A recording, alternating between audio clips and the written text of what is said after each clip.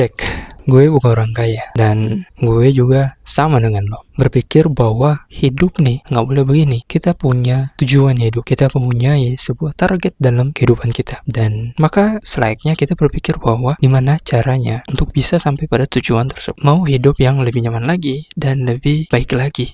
Biar apa sih kalau kita bisa mendapatkan hidup yang lebih nyaman, hidup yang lebih baik lagi? Biar apa? Agar bisa beribadah lebih tenang, melakukan sesuatu tidak pandang lagi soal keuangan lagi, tidak diragu-ragukan dalam berbuat kebaikan lagi, dan berimpact lebih besar lagi kepada banyak orang, bahkan pada diri sendiri. Dan selain itu, agar bisa melakukan sesuatu lebih asik lagi dan lebih bahagia lagi. Tapi realitanya penghasilan atau gaji, pemasukan yang masuk tuh kebanyakan dari kita ya pas-pasan, ya ngepepet sekali, ya mentok nih, ya mentok-mentoknya ya untuk self reward aja kita hanya bisa melakukan ya sedikit aja, hanya beberapa aja dari gaji yang telah kita miliki.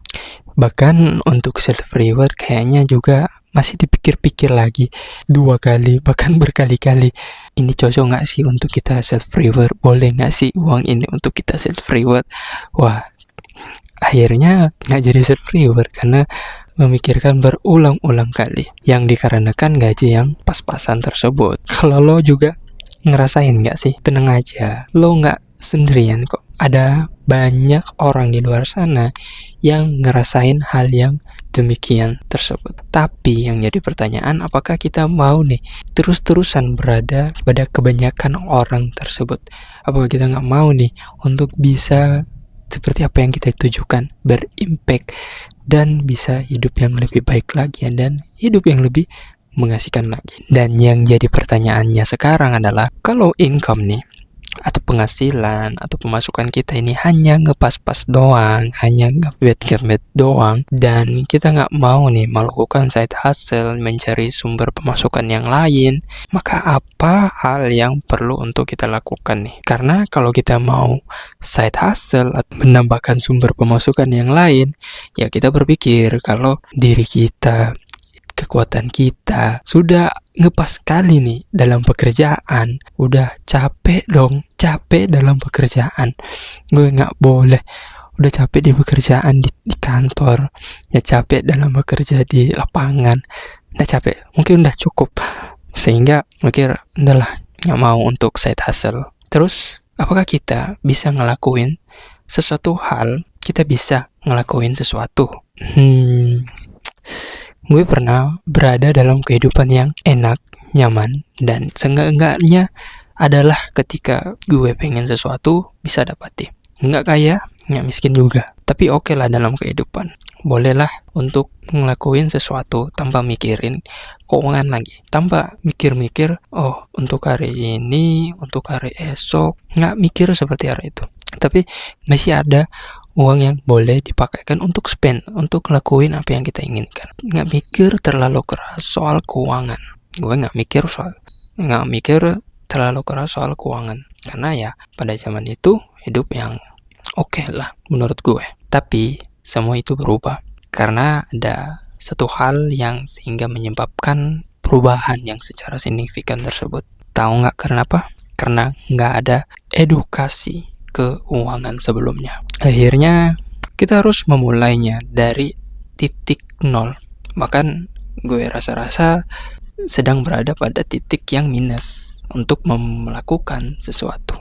Dan itu bikin gue merasakan bahwa hidup yang nyaman, hidup yang hari itu gue rasa wah ini akan lama, akan bertahan secara lama, gue berpikir bahwa itu tidak cukup. Akhirnya membuat diri gue sadar bahwa hidup nyaman tanpa paham soal keuangan bisa-bisa masuk dalam jebakan keuangan. Jebakan keuangan seperti apa? Kita nih yang tadinya hidup yang nyaman, kita hidup yang asik tanpa mikir keras soal keuangan lagi.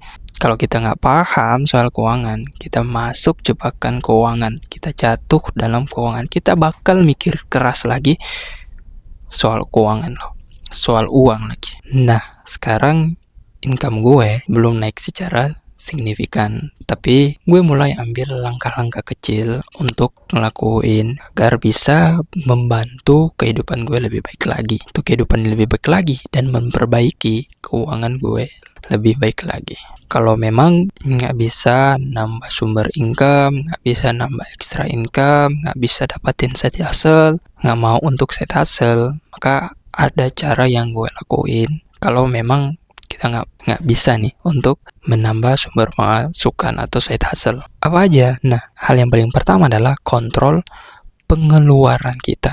Kalau memang nih kita nggak bisa untuk nambah sumber income, nggak bisa untuk side hustle, karena dengan berbagai macam alasan, dengan berbagai macam kendala, hal yang perlu kita lakukan adalah dengan kontrol pengeluaran. Ya, mungkin karena kita udah capek-capek nih di kantor, kita udah capek-capek nih dalam bekerja untuk hari ini, dan kita berpikir bahwa besok untuk kita untuk kerja lagi. Maka setiap harinya kita berputar-putar terus, dan kita berpikir capek lah, udah cukup, gue nggak mau cari tempat side hustle, income. Maka hal yang bisa kita lakukan adalah dengan kontrol pengeluaran. Ya, setidaknya dengan kita mengontrol pengeluaran, minimal kita tidak akan boros. Hal yang paling penting untuk kita lakukan adalah stop beli barang yang memang kita nggak butuhkan sekali nih. Kalau itu memang butuh, kalau kita memang butuh nih barang, maka kita coba berpikir untuk sebelum kita coba untuk beli barang tersebut, coba pikir dalam 24 jam. Coba pikir dalam 7 hari lagi dulu. Tahan dulu sebelum kita untuk memutuskan untuk membeli barang tersebut. Jangan sampai nih kita membeli barang cuman hanya buat iya doang, untuk cari validasi orang lain. Dan kalau kita cuma mencari validasi orang lain hanya buat kagum orang lain, maka ya jangan sampai lah kalau memang hal tersebut bisa datang kepada diri lo, dan itu bisa merugikan kepada diri lo nanti. Hal yang kedua gue lakukan adalah dengan budgeting dan perbaiki mindset. Dulu gini, tahu nggak, sebelum gue memutuskan untuk bisa budgeting dan mau untuk perbaiki mindset, gue dulu mikir gini, gaji kan pas-pasan, gaji ini pas-pasan, penghasilan pas-pasan, buat apa untuk budgeting, toh mentok-mentok ya tetap habis juga kan. Gue mikir gitu. Tapi setelah gue perbaiki mindset, ternyata budgeting tuh sangat penting. Kenapa? Karena dengan kita tahu nih porsi-porsi nih dalam budgeting, kita tahu nih untuk kebutuhan, untuk keinginan, untuk invest, maka ini bukan hanya bisa bertahan pada sampai pertengahan bulan saja, tapi bisa sampai bulan yang akan datang nanti. Kalau kita tepat dalam sasaran budgeting kita, ternyata semacam itu loh. Kalau kita memang paham betul dalam budgeting. Dan budgeting itu bukan soal gaji yang kecil, tapi soal cara kita kelola keuangan kita dan cara kelola diri kita. Untuk apa? Agar tidak boros dalam penggunaan keuangan kita, tidak asal-asalan dalam penggunaan keuangan kita. Nah, yang ketiga tuh, gue mulai untuk berinvestasi walau hanya kecil banget. Ya, seperti kata pepatah kan, kecil-kecil bisa jadi bukit. Pepatah tersebut gue udah dapati sejak gue berada di bangku sekolah dasar atau SD. Kalau lo mendapati pepatah itu waktu kapan? Coba tulis.